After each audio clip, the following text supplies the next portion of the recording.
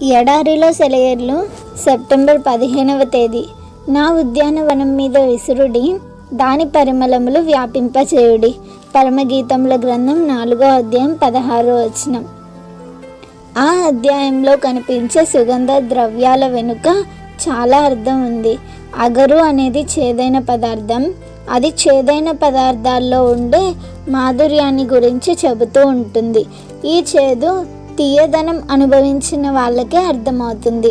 గోపరసం అనే పదార్థాన్ని చనిపోయిన వాళ్ళను సిద్ధపరిచేందుకు వాడతారు. ఇది మరణానికి సూచనగా ఉంది.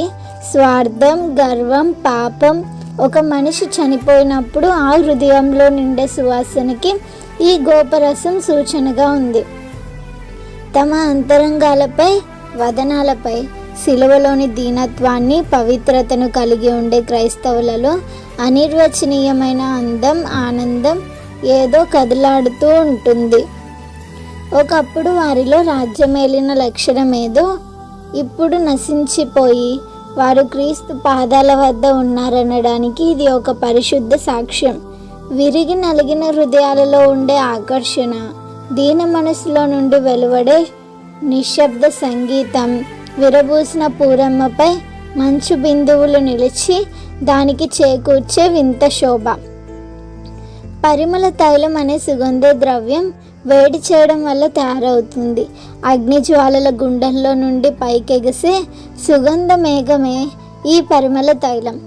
ఏ హృదయంలోని మాధుర్యం శ్రమల వేడివికి ఆవిరై వ్యాపించిందో ఆ హృదయానికి పరిమళ తైలం సూచనగా ఉంది. ఆ సుగంధపు ఆవిరి స్తుతి ప్రార్థనల పొగలుగా పైకి లేస్తుంది.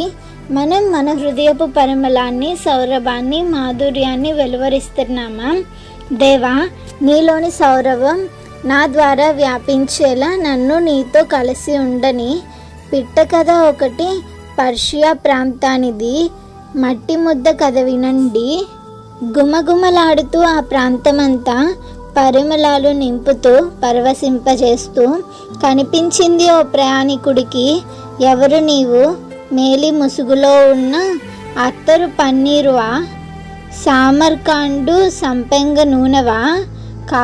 కాదంది ఆ మట్టి ముద్దను మాత్రమే నేనంది. విరిసిన ఈ సుగంధం మరి నీకెక్కడిది?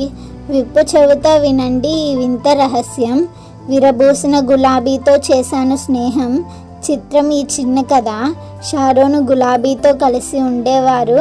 వారెంతో సామాన్యులైన పరిమళాలు విరజిమ్ముతుంటారు. ప్రభు, నేను నీ నుండి సువాసనలు సంగ్రహించి వెదచల్లేలా సదా నీతో సన్నిహితంగా ఉండనియ్యి. Praise the lord.